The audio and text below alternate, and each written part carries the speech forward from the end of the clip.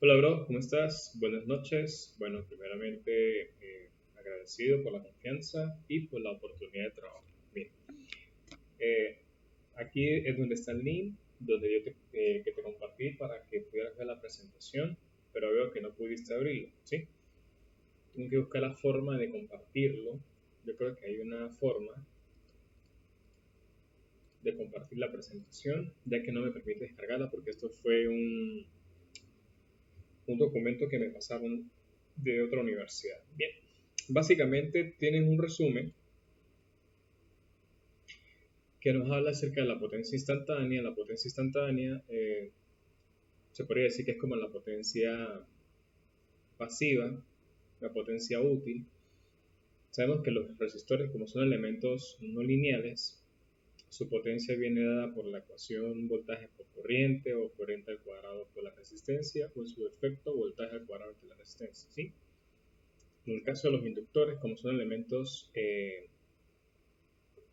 no lineales, perdón, los resistores son elementos lineales y los resistores son no lineales debido a que su comportamiento deriva de una ecuación diferencial. En este caso, la corriente del inductor viene dada por la expresión L de I de T, ¿sí? Y lo mismo con el capacitor. El capacitor se viene a representar como la voltaje eh, sea de V de T, ¿sí? Una ecuación diferencial de primer orden. Eh, la potencia instantánea también la podemos de alguna forma clasificar cuando hablamos de corriente directa, ¿sí? Que es directamente el voltaje pico por la corriente pico, y también en corriente alterna, que sería un medio del voltaje por la corriente por el coseno del ángulo que se forma entre la corriente y el voltaje. ¿De qué? Del elemento que se está estudiando, ¿sí? En este caso, fíjate que aquí tenemos suma o resta de dos ángulos que podemos resolver directamente conociendo los valores de tita, tanto el voltaje como la corriente. ¿Cómo conseguimos esos valores? Aplicando directamente los fasores o la ley fasorial, ¿sí? La ley de un fasorial. ¿Qué es un fasor? Bueno, vamos a verlo más abajo. Básicamente aquí tenemos una representación de una curva, ¿sí? Una gráfica sinusoidal, eh, en donde la primera tabla nos habla acerca de la tensión con respecto a la corriente. Eh, Fíjate la diferencia, ¿sí? Como se muestra el voltaje, en este caso aquí tenemos la curva del voltaje y aquí abajo tenemos la curva de la corriente, vemos que el, el desfasaje entre ellas dos es igual a cero. ¿Qué quiere decir eso? Que como son iguales, en este caso coincidencialmente, no hay un desfasaje. El desfasaje entre ellos dos es 0 grados. ¿Por qué? Porque ambas están en fase, que es lo contrario. Aquí sí hay un pequeño desfasaje de 45 grados, porque una comienza en 0, la otra comienza en -100. Entre estos dos hay un pequeño desfasaje y esta, pues aquí también se genera un desfasaje. Esto cuando se quiere ver desde el punto de vista gráfico. Hay maneras de verlo desde el punto de vista analítico. En resumen cuentas, pues aquí tenemos varias gráficas. Aquí es donde te presenté el primer circuito que te propuse para el desarrollo con los valores dados. Cabe resaltar de que este valor del capacitor está en el dominio del tiempo. Hay que llevarlo al dominio fasorial, así como también en el caso de la corriente, la fuente de corriente de 2,5. Estos son elementos que están en el dominio del tiempo y para poder llevarlo al dominio fasorial hay que aplicar unas transformaciones previas. ¿Cuáles son esas transformaciones? Bueno, para el caso del capacitor se recomienda encontrar lo que es la reactancia capacitiva mediante la ecuación X sub C igual a 1 sobre J omega, ¿sí? Eso nos va a dar un valor, eh, una magnitud y un ángulo, si se quiere obtener desde el resultado en fasor, ¿sí? O en rectangulares, que sería una parte real y una parte imaginaria, ¿sí? Esa frecuencia viene dada por el valor que acompaña la variable t. En este caso, omega va a valer 10 y el valor del capacitor pues simplemente es 0,1. Vamos a ver, aquí tenemos la resolución, como te lo decía, omega vale 10 radianes por segundo. Sabemos que la frecuencia es igual a omega sobre 2pi, o también eh, eh, que sería lo inverso al periodo, ¿sí? Aquí en este caso podemos sacar la impedancia equivalente. ¿Cómo lo hacemos? Bueno, básicamente, como tenemos este arreglo, vamos a ver aquí nuevamente, tenemos estos dos elementos. Como yo esto lo transformo en un fasor, lo puedo operar en serie con la resistencia de 4 ohmios, y ambos los puedo operar en paralelo con la resistencia de 1 ohmio, que es lo mismo que se hizo acá, consiguiendo la impedancia equivalente, dándonos un valor de 0,80 con ángulo de menos 2,72. ¿Sí? Ahora, la fuente de la corriente, la fuente de corriente tenemos el voltaje, ¿sí? Recordemos que el voltaje es de 2,5. Como aquí no me viene expresado el ángulo, sería 2,5 directamente con ángulo de 0, que es lo que tengo acá, 2,5 con ángulo de 0, multiplicada por la impedancia equivalente que nos había dado anteriormente, nos da el valor del voltaje, ¿sí? Aquí tenemos, mira, fíjate, aquí está la ecuación de que su C igual a 1 sobre J omega C. Aquí nos dio el valor de la impedancia. Para llevar eso al dominio del tiempo, simplemente el valor que tenemos, vamos a suponer que queremos llevar al dominio del tiempo el voltaje, ¿sí? El voltaje, ¿cómo lo llama el dominio del tiempo? Bueno, tomamos la magnitud, que en este caso dio 2,0215, ¿sí? Coseno omega t. ¿Y quién es omega? Sabemos que es 10. Entonces sería 2,5, 2,02 coseno 10t menos el ángulo que tenemos acá, ¿sí? Eso es simplemente una representación o una forma de poder escribir el resultado en forma en el dominio del tiempo, ¿sí? Aquí está, mire, 2,015 coseno 10t menos 2,7863. Básicamente se calcula los números de la resistencia y la potencia y el voltaje y la corriente utilizando la ley de Ohm fasorial. ¿Cuál es la ley de Ohm fasorial? Voltaje igual a corriente por resistencia, y de ahí deriva todo eso. Ok. Si nos piden a calcular la potencia media, se calcula con esta expresión. Básicamente, pues eso fue el resumen del primer ejercicio. Aquí tenemos más de lo mismo. Mira, aquí tenemos la expresión en forma de fasor, aquí tenemos el fasor, aquí tenemos la gráfica que nos dio. Aquí tenemos el segundo. El segundo, fíjate que aquí hay una pequeña variación, dado que la fuente no es de corriente, sino es de voltaje, y aparte viene expresada directamente en forma de fasor. Pero es más de lo mismo, porque sencillamente, si queremos llevar esto a cosenos, simplemente colocamos 79, ¿verdad? Que es el voltaje pico. Coseno, claro, asumiendo que estos valores son valores eficaces. Quiere decir que estos valores ya están en RMS. No hace falta dividirlo entre la raíz de 2. Básicamente tenemos 79 coseno omega t nuevamente del omega t menos 40. Así se escribe, ¿sí? De llevar esta fuente a cosenos. Fíjate lo que nos dice aquí. No tenemos, en este caso, no tenemos a omega. No tenemos el valor de omega, pero ya tenemos transformadas nuestras impedancias, ¿sí? Nuestros valores del capacitor y del inductor en el dominio fasorial directamente. Entonces, simplemente aplicamos más de lo mismo. En este caso, fíjate que tenemos un circuito de dos mallas. Una malla que viene a estar identificada con la corriente ISO1 y la otra malla con la corriente ISO2, ¿verdad? Esas corrientes podemos hacer el análisis de malla para la ecuación número 1 y para la ecuación número 2. ¿Cómo se hace eso? Bueno, fíjate, la malla 1 sería 5 más J7, ¿sí? De ISO1 menos, ¿por qué? Porque este elemento también está siendo compartido por la otra malla, sería menos 7J de ISO2. Y fíjate como en este caso el sentido, la corriente fue sentido horario, la flechita va a entrar por el negativo, por lo tanto sería positivo, sería 79, ángulo de menos 40.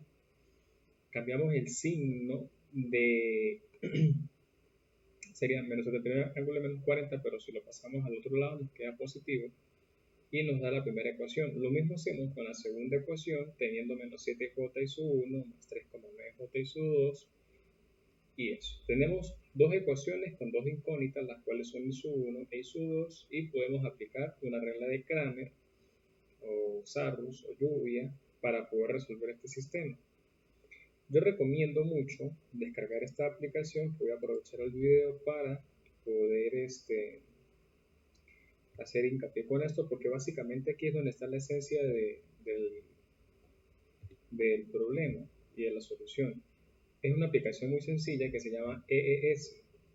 Esta aplicación me permite a mí desarrollar ecuaciones de n cantidades, ¿sí? Simplemente con hacer clic aquí donde dice complex, hasta que nos aparezca la variable j, podemos ir introduciendo los valores, ¿verdad? Vamos a introducir para hacer una prueba. Escribimos en la ecuación 1, escribimos 5 más 7 por j, simplemente la escribimos, por I sub 1 menos 7 por j por I sub 2, perdón, esto va a ser igual a 79. Para escribir el ángulo lo escribimos con el signo menor que, menos 40. Vamos a ver, comprobar si la ecuación está bien escrita. Entonces le damos aquí donde dice Windows, Format Equation, y aquí vemos que no la reconoce. Entonces quiere decir de que hay un pequeño error de sintaxis. Entonces podemos escribir 79 ángulo de menos 40, usando la calculadora, lo podemos escribir en forma rectangular. Es equivalente a decir menos 52 68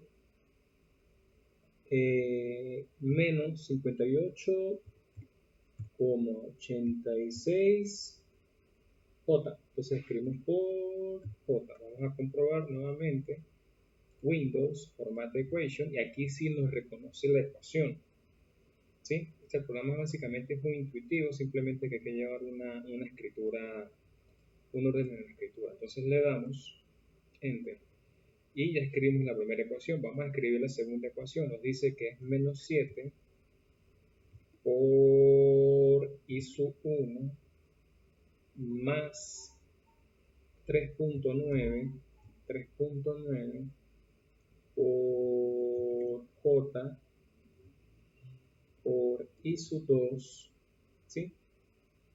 Y esto es igual a menos 152, perdón. Vamos a comprobar nuevamente Windows, Format Equation, ahí está. Tenemos dos ecuaciones con dos incógnitas. Para resolver este sistema simplemente presionamos Calculate, Solve, y aquí está el resultado. Fíjate, aquí aparece, vamos a ver, damos nuevamente, y su 1 nos da un valor, vamos a buscarlo por acá, a ver si tenemos las ecuaciones, de 19,3 más 25,64j, ¿sí? Vamos a ver si escribimos ese valor 19,3 más 25,64j, ¿sí? Lo llevamos al dominio fasorial como lo tenemos en la diapositiva y eso nos da un valor de 32,09 con ángulo de 0,9255. 32,09 se aproxima. ¿Por qué? Porque no estamos introduciendo todos los decimales. Y este ángulo de menos 118, si le restamos 360 o le damos una vuelta completa, es equivalente, ¿sí?, a decir que estamos en ese cuadrante. Sin embargo, vamos a ver si podemos conseguir los valores más precisos, ya que la calculadora aquí me permite, mira, hacer algunas modificaciones. Lo quiero en forma polar en radianes. A ver cómo me da. Ahí está. Lo quiero en forma polar en degree. Y en degree tengo el valor de 32,1 con ángulo de menos 53. Con ángulo de 53. Sí, ahí está. Es un aproximado. Y el ISO2, vamos a ver ISO2. Le damos aquí rectangular, le damos polar en degree. 46. Y aquí nos da 25. Vamos a ver si fue que hubo un problema aquí en la escritura. Menos 7 por ISO2 igual a 79, ángulo de menos 40, 79, ángulo de menos 40, 79 ángulo de menos 40, lo llevamos al dominio popular, menos 52,68.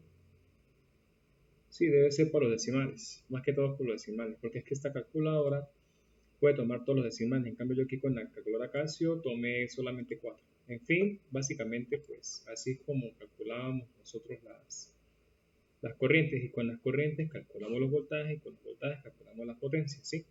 Aunque si no lo hacen por la calculadora, se pueden guiar con el sistema de Crank, ¿sí? Aquí tenemos la potencia compleja, que era lo que nos pedía el ejercicio, la potencia promedio absorbida. Entonces, ¿cómo lo hacemos? Aquí está. La potencia del inductor, el voltaje del inductor con la corriente conjugada al inductor. La de capacitor se hace lo mismo. La de resistencia aquí se hace por separado para cada elemento, ¿sí? Aquí está la tabla con los valores obtenidos. Y ves, básicamente, pues, así como se desarrollan. Aquí tengo el tercero. Sí, este creo que es el tercer ejercicio. A ver. Sí, este es el tercero. Que me falta simular. Ya te explico, básicamente aquí se hace lo mismo, ¿sí?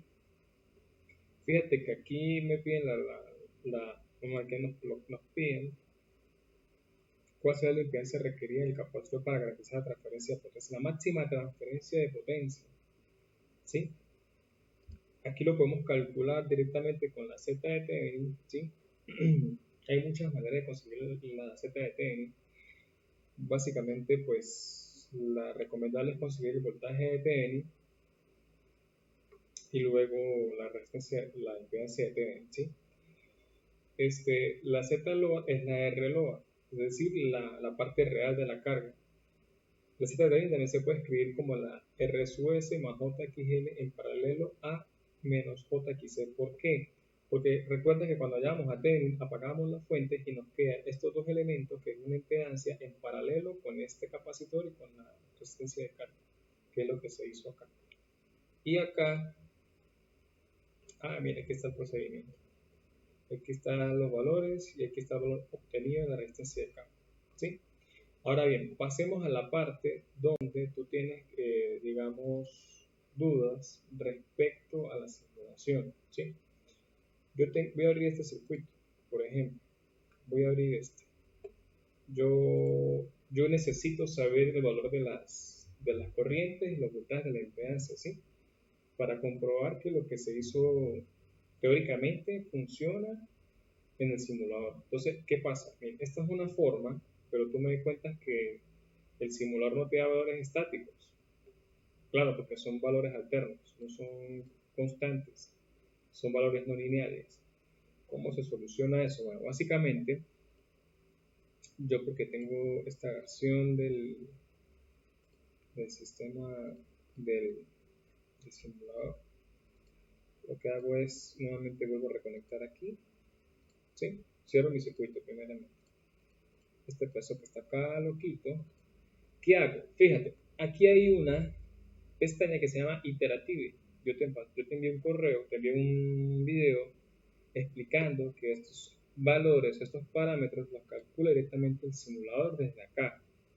Entonces tú te vas aquí donde dice output,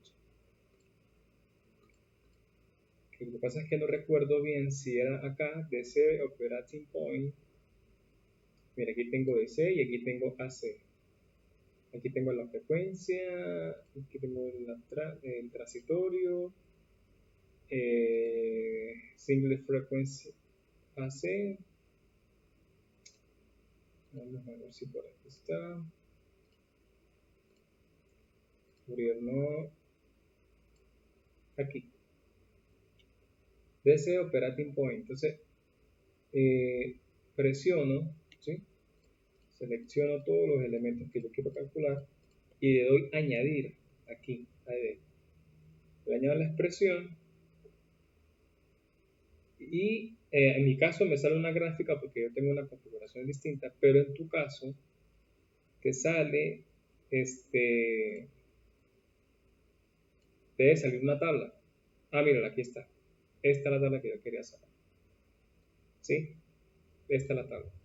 Entonces, en la tabla te va a mostrar a ti voltaje tanto, vale tanto. Corriente tanto, vale tanto. Pero tienes que colocar los marcadores para que el programa sepa cuáles son los puntos que tú estás midiendo. Ya, eso es todo.